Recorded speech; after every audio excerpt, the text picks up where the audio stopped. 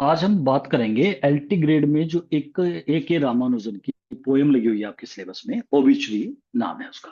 Obituary एक सीधा सीधा सा एक शौक संदेश होता है जो न्यूज़पेपर में खबर छाप देते हैं कि भाई ये व्यक्ति इस तरीके से मौत हो गई, उनके बारे में दो चार अच्छी लाइनें कुछ इस तरीके से लिख दिया जाता है, किसी को बढ़ा चढ़ा के एक ब्रीफ समरी भी लिख देते हैं, मतलब बायोग्राफी टाइप में भी। और कहीं छोटा कहीं बड़ा वो तो खैर अपने हिसाब से होता है, तो न्यूज़पेपर में डाला जाता है ये एक आर्टिकल टाइप में, और उसे हम ओबिचुरी कहते हैं। तो इस पोएम को मैं ऑलरेडी आपको मतलब इसकी वीडियो बना चुका हूँ, पढ़ा चुका हूँ। और क्वेश्चंस करने से पहले अगर आपने इस पोएम को पढ़ लोगे तो आपके बहुत आसान हो जाएंगे, क्वेश्चन तो इजीली समझ में आ जाएंगे। और पोएम को लाइन टू लाइन नहीं पढ़ेंगे, सीधे क्वेश्चंस को करेंगे तो थोड़ा सा मतलब इतना इंटरेस्ट नहीं आता, इतना ज्यादा याद से नहीं हो पाते। तो मैं तो यही कहूंगा कि अगर आप पहले इस वीडियो को देख रहे हो तो इससे पहले आप जो मैंने ऑलरेडी मतलब वीडियो बनाई हुई है इसकी पोएम की लाइन टू लाइन, उसे आप पढ़ो पहले। वो भी ज्यादा लेंथी नहीं है, 8 स्टेंजे है लेकिन छोटे स्टेंजे है। छोटे से मतलब ये है, लाइन तो 7 है पर छोटी छोटी लाइन है, तो इजीली मतलब वो पोएम कंप्लीट हो जाएगी। हाँ, पोएम को पढ़ने के बाद आप चाहे क्वेश्चन मत पढ़ना, क्योंकि उसी से क्वेश्चन निकले हुए होते हैं, थोड़े बहुत ही कुछ अलग हो पाते हैं। तो अब हम इसके क्वेश्चंस को देख लेते हैं एक एक करके। इसका जो फर्स्ट क्वेश्चन है, ओबिचुरी जो है एक न्यूज आर्टिकल होता है। अब आपसे कोई पूछ ले व्हाट इज ओबिचुरी, तो ओबिचुरी क्या होता है? एक न्यूज आर्टिकल है जो रिपोर्ट करता है, बताता है the recent death of a person. किसी व्यक्ति की अभी जो फिलहाल डेथ हुई है उसका एक कॉलम बन जाता है, उसमें उसके बारे में लिख दिया जाता है, नाम होता है उसमें उसकी, जन्म और मौत के बारे में, मतलब डीओबी वगैरह, और डेथ की कब हुई और कैसे हुई ये भी लिख दिया जाता है। तो वो एक ओबिचुरी होती है। तो एक ओबिचुरी एक न्यूज आर्टिकल होता है जो रिपोर्ट करता है रिसेंट डेथ के बारे में। Obituary is a satirical poem, और ये पोयम में सटायर है। अब जब आप पोयम पढ़ोगे तो आपको महसूस होगा कि कोई बेटा अपने पिता के बारे में ऐसी पोयम मौत पे कैसे लिख सकता है। और बेटा भी कौन? एक इतना बड़ा महान पोइट ए के रामानुजन। अब वो अपने पिता की मौत पे लिखता है, तो यहाँ पर जो आपसे पूछे सेंट्रल स्पीकर कौन है, खुद पोइट है ए के रामानुजन। किसकी ओबिचुरी की बात हो रही है? तो पोइट के पिता की बात हो रही है, ठीक है ना। और किस तरीके से वो कहता है कि भाई मरने के बाद मेरे पिता मतलब कुछ भी नहीं छोड़ के गए, उल्टा कर्जा मेरे सिर पे रख दिया, और ये बेटियां रख दी, मतलब मेरी बहनें जो अनमेरिड है जिनकी शादी भी मुझे करनी होगी, तो मतलब एक तरह से खर्चे वाला काम कर दिया। वो बिना एफर्ट, उन्होंने लाइफ में कोई ज्यादा कुछ ऐसे प्रयास नहीं करे और ऐसे ही चले गए, और कुछ भी पीछे नहीं छोड़ के गए, मतलब ये बताता है। तो ये एक सटायर कर रहा है, मतलब पोयम में होना तो चाहिए था, मतलब हम किसी के सम्मान में लिखते हैं, अपने पिता के सम्मान में पोयम होती, तो बल्कि उल्टा सटायर करा है कि बताओ, सटायरिकल तो व्यंग करा है, ओबिचुरी पर, डेथ पर व्यंग हो रहा है कि भाई किसी पे कहते हैं कमेंट पास कर देना कि बताओ उन्होंने क्या करा। ओबिचुरी एक सटायरिकल पोयम है जिसमें डिस्क्राइब करा गया है पिता की डेथ को बिना आइडियलाइजेशन, मतलब आदर्शवाद के बिना। आदर्शवाद तो बात अलग रही, और उल्टा सटायर करा गया डेथ पर कि भाई कितना गलत काम करा है, ऐसे ऐसे छोड़ के चले गए, मतलब ये लिखा है। ये पोयम एक्सपोज करती है, दिखाती है फादर की लाइफ को, एक ऑर्डिनरी लाइफ कि भाई उनकी बिल्कुल एक कॉमन सी लाइफ थी, और बर्डन सम, बहुत ही बर्डन बर्डन वाली, एंड अनइम्प्रेसिव। लाइफ में कोई इंप्रेसिव चीज नहीं थी जो मतलब इम्प्रेस कर सके, मतलब एक कॉमन बेकार भद्दी जिंदगी जी है उन्होंने, ऐसे कहने चाह। इसका जो स्पीकर है पोयम का, वो खुद पोइट है, और उसके पिता जो है हैज डाइड रिसेंटली। अभी रिसेंटली उनकी डेथ हुई है, उन्हीं की डेथ पर इस पोयम को लिखा है पोइट ने। ये पोयम जो है फर्स्ट पर्सन नैरेटिव है, मतलब फर्स्ट पर्सन नैरेटिव जो होती है जिसमें आई वी ये वर्ड आते हैं कि भाई मैं ऐसे आई वी करके होते हैं ना, फर्स्ट पर्सन में लिखी गई पोयम है। देर आर 8 स्टेंजाज है इसमें, 7 लाइन का है एक इस पोयम के अंदर, तो टोटल 56 लाइन्स।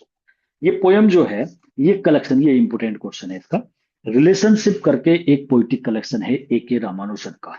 ये बड़ा फेमस भी रहा था, इसी के अंदर ये पोयम है। 1971 में ये जो कलेक्शन था पब्लिश हुआ था, तभी ये पोयम पब्लिश हुई थी 1971 में। इंस्टेड ऑफ प्रेज, प्रेज के बावजूद, बजाय प्रेज के, the obituary list the father's depth and failures. देखो होना तो चाहिए था प्रशंसा, भाई कोई पिता खत्म हुए हैं चाहे वे अच्छे थे या बुरे थे, लेकिन मरने के बाद तो उनकी प्रशंसा में लिखी जानी चाहिए थी। तो उनकी मौत के बाद ये जो पोयम लिखी है ओबिचुरी, ये लिस्ट करती है, मतलब इसमें लिस्टिंग किया गया है, बताया गया है फादर्स के ऋणों के बारे में, कर्जे के बारे में, उनकी असफलताओं के बारे में, कि मकान बनाया तो ऐसा बनाया, ठीक है ना, और कोई एफर्ट लाइफ में नहीं करे, और कुछ छोड़ के नहीं गए, ठीक है, तो वो सब चीजें उनकी फेलियर को दिखाती है पोयम। पोयम एक्सप्लोर करती है स्ट्रेन्ड माने होते हैं तनावपूर्ण फादर सन रिलेशनशिप। ऐसा लग रहा है जैसे पिता में और बेटे की जो रिलेशनशिप का तनाव है, टेंशन, तो दोनों के बीच में, तो बेटा इस तरीके की लैंग्वेज कैसे यूज कर सकता है। स्पीकर जो है मतलब पोइट, वो एक्सप्रेस करता है इमोशनल डिटैचमेंट देखने को मिला है, मतलब भावनात्मक, अटैचमेंट तो होता है लगाव, और डिटैचमेंट होता है अलगाव, मतलब अलग होना, डिटैचमेंट टुवर्ड हिज फादर। ऐसा लग रहा है जैसे पिता से दूर भागना हो गया ना, डिटैचमेंट, इमोशनली डिटैचमेंट है, मतलब आपस में मन नहीं मिल रहे हैं, ऐसा लग रहा है इस पोएम को देख करके। पिता क्या छोड़ के गए हैं, ये क्वेश्चन बन जाता है, भाई पिता क्या छोड़ के गए थे इस पोएम में, तो वो कर्जा छोड़ गए, अनपेड टैक्स छोड़ गए, और फैमिली डिस्प्यूट, झगड़े, मतलब कुल मिलाकर के वो सब कुछ उलझा पुलझा करके चले गए। रामानुजन जो है पोइट, वो आयरनी यूज करते हैं, सटायर भी यूज करते हैं, ये व्यंग होता है, कमेंट करना, क्रिटिसाइज करने के लिए। पेट्रार्कल एक्सपेक्टेशन, एक पैतृक, पेट्रार्कल और पैतृक, पिता वाली जो एक्सपेक्टेशन होती है ना, जो आशाएं उम्मीदें होती है, उसको क्रिटिसाइज करा है। कि एक पिता से जो उम्मीद होती है, भाई पिता से क्या उम्मीद होती है, कि वो कम से कम कुछ ऐसा छोड़ के जाते, एक आध चीज कुछ विरासत में मिलती, भाई यही तो उम्मीद होती है कि माता पिता बच्चों के लिए कुछ करके जाएंगे, या उल्टा हो गया, उनका कर्जा और हमें देना पड़ रहा है, ऐसे हो रहा है। पोयम हाईलाइट करती है एम्प्टीनेस, खोखलापन, रिचुअलिस्टिक मॉर्निंग, जो एक रिचुअलिस्टिक रीति रिवाज वाला जो शोक होना चाहिए ना, जो शोक, मतलब जैसे भाई अगर सपोज करो बेटे चाहे कहीं भी काम कर रहे हैं, कुछ भी है, वो घर आ जाते हैं, सिर मुंडवा लेते हैं, जब पिता ऐसा होता है, और फिर एक शोक सभा सी 13 दिन तक बैठते हैं, और कोई आता है तो वो सारी रस्में होती है, और चाहे अंदर से ना हो लेकिन रोना धोना भी सारे ही काम होते हैं ना, तो वो जो एक मॉर्निंग, रिचुअलिस्टिक मॉर्निंग होनी चाहिए, जो एक रीति रिवाज वाला शोक होना चाहिए ना, उसका खोखलापन देखने को मिलता है इसमें। वो तो कुछ है ही नहीं यहाँ पर। पिता की जो डेथ है ना, ब्रिंग्स नो ट्रांसफॉर्मेशन, वो कोई बदलाव नहीं लाती फैमिली की लाइफ में, मतलब वो चले गए, कर्जा ही छोड़ गए, तो उससे कोई कोई नहीं, मतलब वो सब चुकाना ही है, ऐसा था, डेथ के बाद कुछ दे के जाते, कुछ विरासत में कुछ मिलता, कुछ बदलाव लाइफ में होता, उल्टा और बिगड़ गई। ओबिचुरी जो है ये poem describe is describe as one column wide. जो ओबिचुरी वर्ड की बात हो रही है, शोक संदेश, उसे ऐसे डिस्क्राइब किया जाता है कि वन कॉलम वाइड, एक कॉलम चौड़ा, मतलब एक कॉलम का कोई वो होता है article, showing the father's small social impact, जो दिखाता है फादर के स्मॉल, छोटे सोशल इम्पैक्ट, मतलब उनके सामाजिक कोई प्रभाव नहीं है, स्मॉल माने छोटा, मतलब समाज में भी कोई इम्पैक्ट उनका नहीं है। पोयम मूव्स करती है बिटवीन पास्ट मेमोरीज, पुरानी बातें, पिता ने ये नहीं करा वो नहीं करा, एंड प्रेजेंट रिचुअल्स, और प्रेजेंट में जो रीति रिवाज है इसका वो, और पास्ट, दोनों को म्यूचुअल दिखाती है।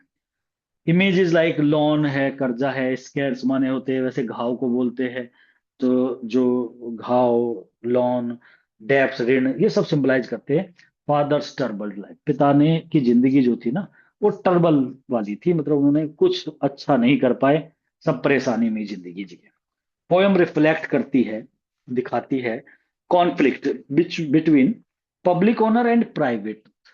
पब्लिक ओनर में, पब्लिक में चलो ओबिचुरी लिख दी ये, और ये तो पोयम जो लिख रहा है वो तो एक उसकी प्राइवेट है, मतलब अपने बारे, तो प्राइवेट ट्रुथ तो ये है, और बाकी पब्लिक में तो देखो पिता मर गए, वो सारे काम होते हैं, गंगा जी में गए और उसमें जाकर के वो रीति रिवाज तो सारे ही करने पड़ते हैं ना, उनकी अस्थियों को सहलाना, वो सब काम करा, लेकिन असली ट्रुथ और जो पब्लिक वाला ऑनर है वो भी देखने को मिला है, दोनों का कॉन्ट्रास्ट है।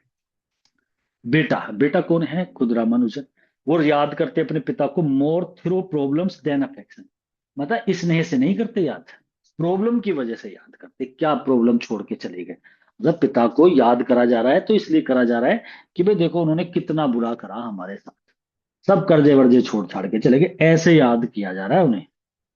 रिचुअल्स तो वही रीति रिवाज हो जाते हैं, डेथ के बाद जो रीति रिवाज है ना, उन्हें दिखाया जाता है वो मैकेनिकल और इमोशनलेस है, मतलब उनकी अस्थियों को करना, अंतिम संस्कार करना, ये सब मैकेनिज्म, मतलब बिना भावनाओं के, इमोशनलेस, कोई इमोशन नहीं।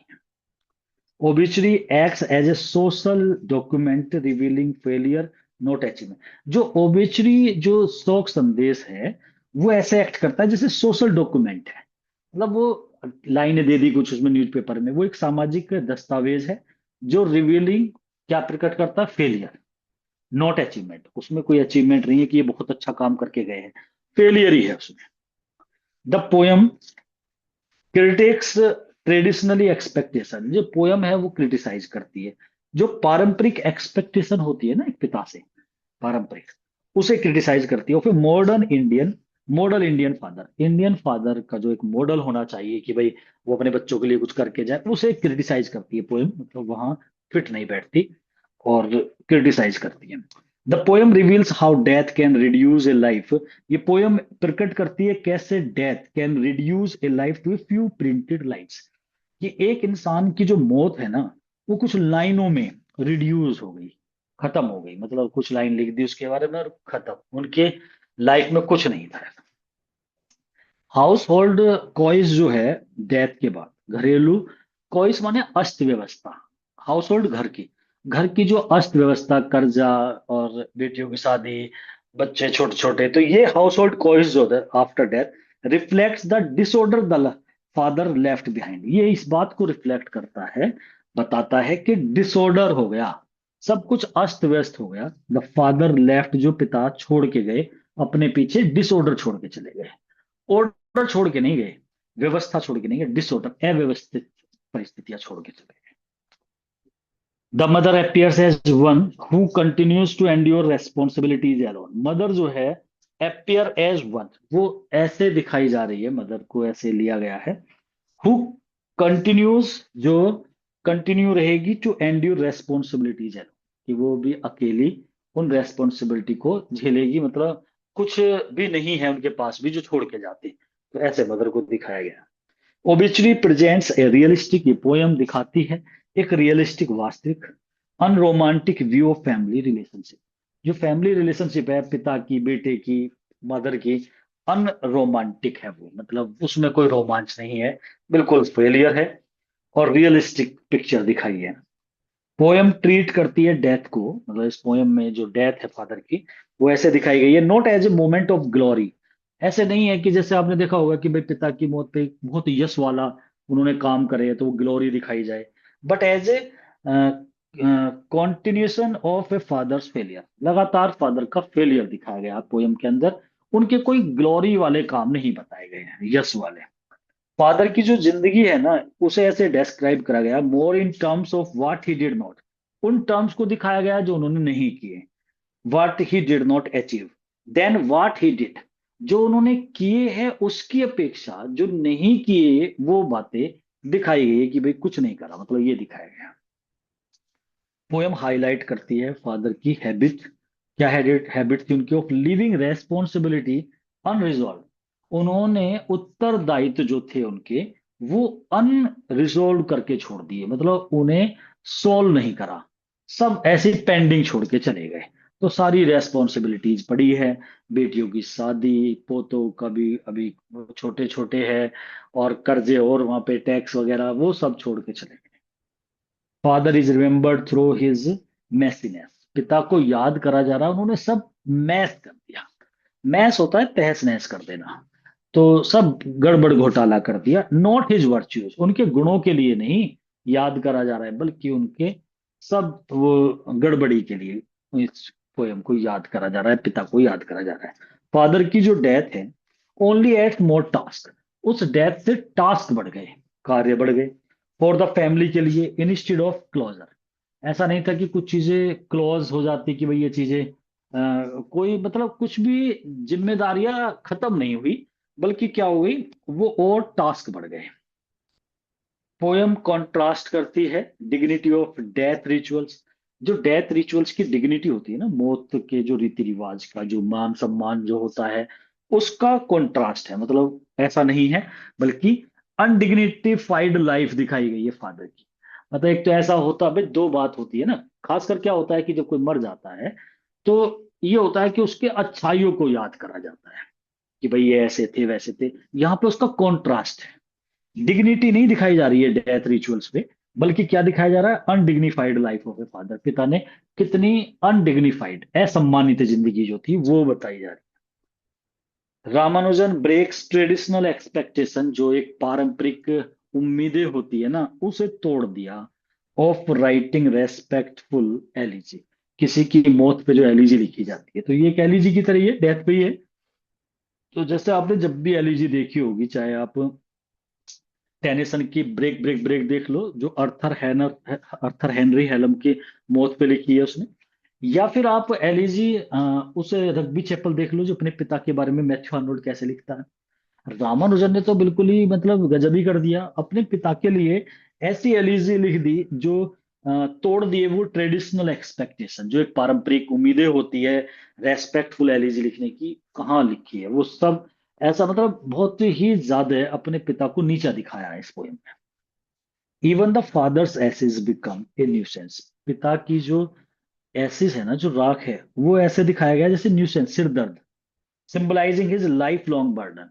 ऐसे दिखा रहा है ये लाइफ लॉन्ग बर्डन है, मतलब मर तो गए, हमारी जान को बहुत ज्यादा बर्डन छोड़ के चले गए, ऐसे दिखाया गया। The poem portrays mourning as an empty, ये पोएम ऐसे पोर्ट्रे करी गई है, चित्रित की गई है, विलाप को ऐसे चित्रित किया गया है as an empty social performance, कि ये खोखला सामाजिक रीति रिवाज है कि चलो मर गए, थोड़ा सा चले गए, अस्थियां बहा दी, चिता में आग लगा दी, वो मतलब एक बस ऐसी खोखलापन देखने को मिला है।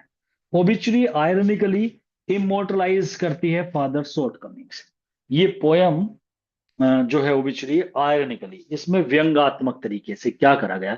आयरनी क्यों है भाई? अगर आप, ओबिचुरी क्या है, कोई अंतिम संस्कार है तो सम्मान के साथ होना चाहिए, अच्छी बातें कहनी चाहिए। आयरनी क्या होता है? जब उसको उल्टा हो जाए। तो उल्टा हो रहा है इसमें, आयरनिकली इमोर्टलाइज करा है। अब होना तो चाहिए था इमोर्टलाइज वर्च्यू, गुणों को, उनके अच्छेपन को, अमर हो जाते। लेकिन अमर क्या हुआ है? फादर शॉर्ट कमिंग्स, पिता की जो कमियां है ना वो इमोर्टलाइज कर दी। अब जब भी कभी कोई व्यक्ति पढ़ेगा, आज हम पढ़ रहे हैं इस पोयम को, तो हमने वे चीजें, रामानुजन के पिता की डेथ को, हम उसकी कमियों को इमोर्टलाइज करके चला गया, ये अपने पिता की कमियों को इमोर्टलाइज कर दिया थ्रू दिस पोयम, ऐसे कहा गया है। तो अब ऐसा कौन बेटा होगा, चाहे वो कितने ही बुरे क्यों नहीं थे, लेकिन जब कोई इंसान मर जाता है तो भाई उसका कम से कम तब तो जो भी उसके गुण है वो बता दो। अरे गुण नहीं भी है तो कम से कम बुराई तो मत करो जो चला गया। तो ये तो एक कॉमन सी बात होती है, लेकिन फिर भी ए के रामानुजन ने ऐसा करा, और बड़े पोइट हैं, ऐसी पोयम लिख गए, किसी और के नाम से लिख देते, अपने पिता के बारे में लिख के चले गए। तो यहाँ पे आकर ये जो रही सही कसर थी, वो एग्जामिनर ने सिलेबस में डाल दी इस पोयम को, के रामानुजन की। नहीं तो पोयम तो इन्होंने बहुत बढ़िया बढ़िया लिखी हुई है, लेकिन ये पोयम सिलेबस में डाल दी तो अब बच्चों तक भी ये बात पहुंच जाती है। तो ऐसी पोयम लिखी है ये। तो यहीं तक इसके क्वेश्चंस थे। तो इसके जो टेक्स्ट है वो भी आपको कर लेना चाहिए, और पोयम भी।